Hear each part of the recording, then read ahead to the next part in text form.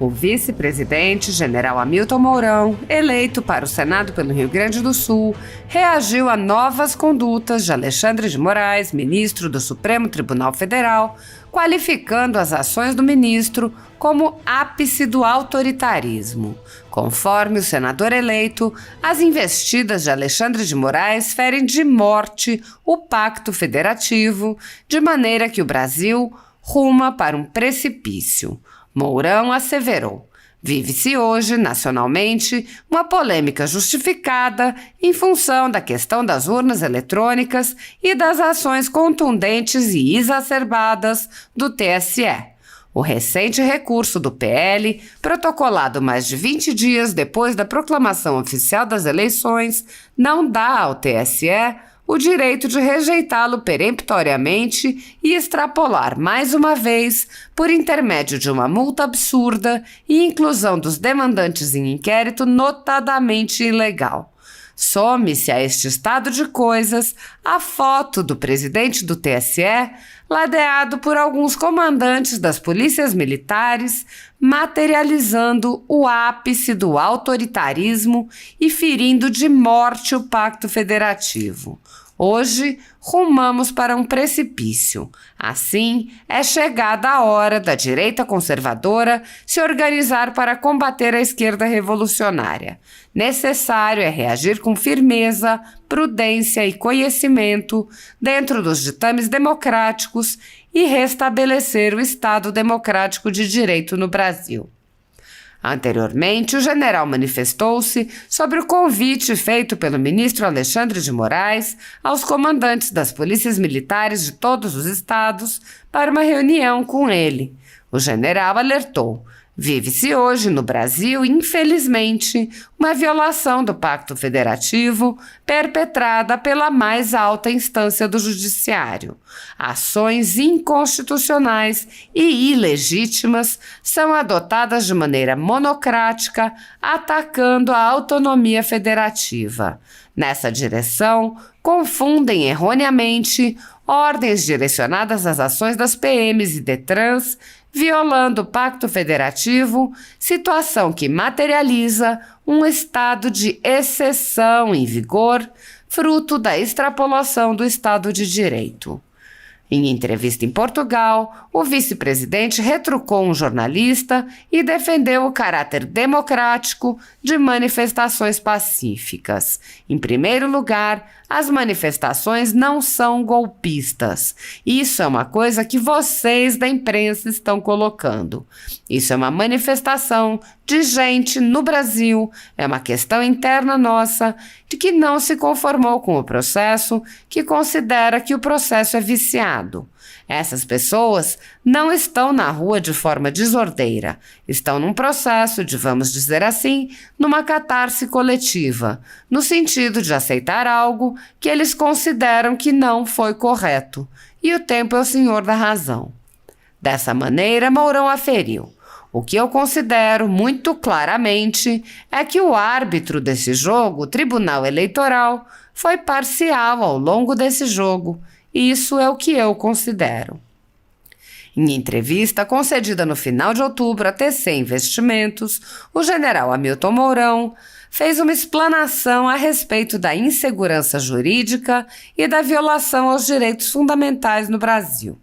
O general fez severas críticas ao Supremo Tribunal Federal, em especial ao ministro Alexandre de Moraes, e enfatizou a necessidade do Legislativo, na figura do Senado Federal, reagir a arbitrariedades e ilegalidades, inclusive com um processo de impeachment, o que o senador qualificou como um aspecto mais rigoroso. Nesta atuada, o oficial assestou como ministros estão agindo de maneira parcial, sem boa-fé e sem respeito ao devido processo legal. Neste contexto, Mourão abriu o jogo a respeito de como muitos senadores são reféns de ministros do STF em razão de pastinhas, isto é, processos e inquéritos contra tais parlamentares. Há uma disfuncionalidade no sistema jurídico, em minha visão. Um sistema jurídico, para ser eficiente, vamos falar de 2 pressupostos. Um deles é que a lei seja fácil e compreendida por todos. Como a lei vem sendo interpretada de acordo com a vontade do freguês, a gente perde essa característica e vive em uma insegurança. Também, um magistrado tem de agir de boa fé, e os magistrados não estão agindo de boa fé. Esse desequilíbrio tem que ser consertado pelo sistema de freios e contrapesos. O Congresso Nacional é responsável por isso. Lamentavelmente, dentro do Senado, existia ou existe ainda uma parcela que não pode se manifestar contra a Suprema Corte. O cara tem uma pastinha lá, dentro da Suprema Corte. Se ele falar alguma coisa, o sujeito do STF vai levantar a pastinha dele e ele vai ficar quieto. Agora, na minha visão, está chegando um grupo que não deve nada para ninguém. É o momento de a gente corrigir esse papel que o judiciário vem tendo, o que é fundamental para a saúde do sistema democrático do nosso país. O general propôs ainda uma mudança no sistema no que tange ao período do mandato de ministros do STF, bem como em relação a decisões monocráticas. Acho que a gente tem que colocar mandato para ministros do STF. O cara ficar até os 75 anos, é nomeado com 40, 45 anos de idade. Vai ficar 25, 30, 35 anos alguns. A questão de decisão monocrática, um só homem ou mulher, a decisão refletindo sobre todo o país. Tem de ter a chancela de todo o Supremo Tribunal Federal para ter maior qualidade. E tem o último aspecto, que considero mais rigoroso. Se houver indício claro de que há um crime de responsabilidade sendo executado por um daqueles magistrados, que se faça o impeachment dele. Se pode fazer o impeachment do presidente da República, pode fazer também de um juiz da Suprema Corte. Vejo que o devido processo legal foi rompido com esse inquérito que o Alexandre de Moraes conduz desde 2020. Um inquérito em que ele não tem prazo, não tem objeto. O Alexandre de Moraes é investigador, é denunciador, é julgador e é o ofendido também. Isso é o que todo mundo gostaria de ter, não é? Ele manda prender quem ele quer e bem entende.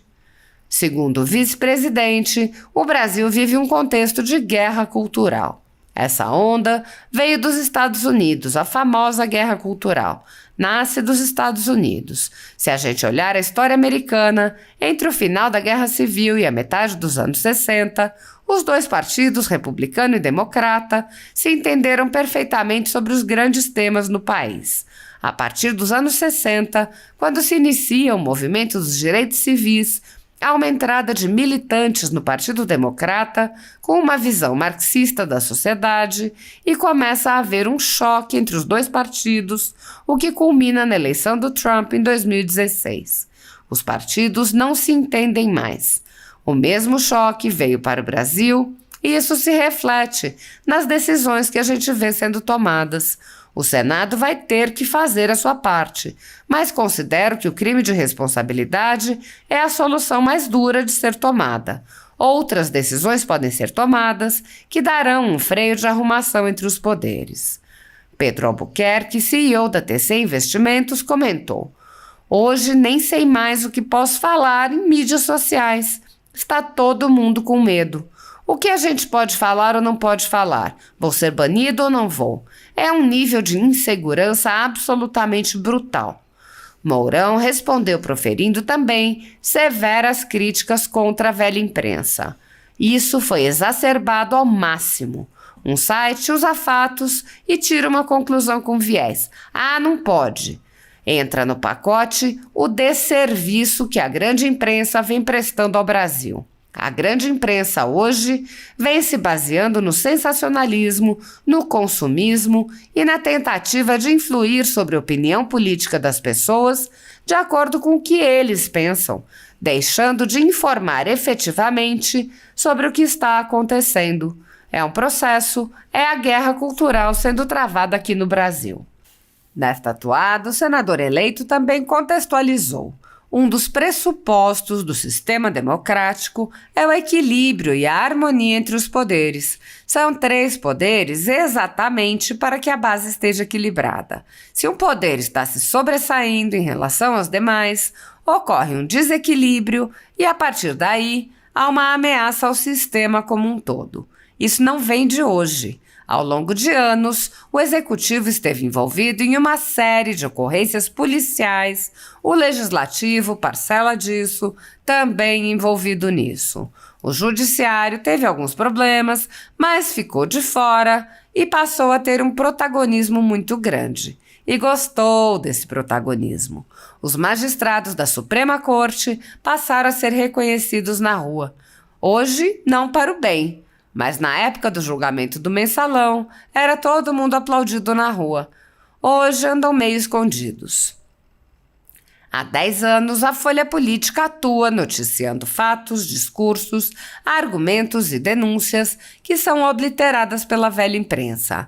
Nosso veículo de imprensa dá voz às vozes conservadoras, ao anticomunismo, à defesa dos direitos fundamentais e da liberdade de expressão e de imprensa, além de trazer ao público os vídeos dos pronunciamentos de autoridades para que o público possa formar sua própria opinião sobre o que foi dito e não precise depender de relatos de terceiros. Quem controla a informação, controla em última instância a realidade. Grupos monopolísticos e cartéis que se associam com o intuito de barrar informações contrárias ou inconvenientes atuam em conluio com a finalidade de aniquilar qualquer mídia independente, eliminando o contraditório e a possibilidade de um debate público amplo, honesto, abrangendo todos os feixes e singularidades dos mais diversos espectros políticos. Controlando as informações, o cartel midiático brasileiro tenta excluir do debate e, em última instância, da vida pública os conservadores e os veículos que dão voz a essas pessoas. A renda da Folha Política está sendo confiscada a mando do ministro Luiz Felipe Salomão, ex-corregedor do TSE, com respaldo e apoio de Luiz Roberto Barroso, Alexandre de Moraes e Edson Fachin. A decisão confisca de forma indiscriminada todas as receitas advindas do YouTube, indicando claramente que a intenção não é a de excluir conteúdos específicos, mas sim de calar o canal e eliminar a empresa. Há mais de 16 meses, toda a nossa renda é retida sem qualquer justificativa jurídica. O atual corregedor Benedito Gonçalves impôs novas restrições ao canal a pedido da coligação de esquerda que disputou a eleição. Se você apoia o trabalho da Folha Política e pode ajudar a evitar que o jornal seja fechado, doe por meio do Pix, cujo QR Code está visível na tela, ou por meio do código ajude@folhapolitica.org. Caso não utilize Pix, há a opção de transferência bancária para a conta da empresa Raposo Fernandes, disponível na descrição deste vídeo e no comentário fixado no topo. Há 10 anos, a Folha Política vem mostrando a realidade da política brasileira e quebrando barreiras do monopólio da informação. Com a sua ajuda, poderá se manter firme e continuar a exercer o seu trabalho. Pix ajude@folhapolitica.org.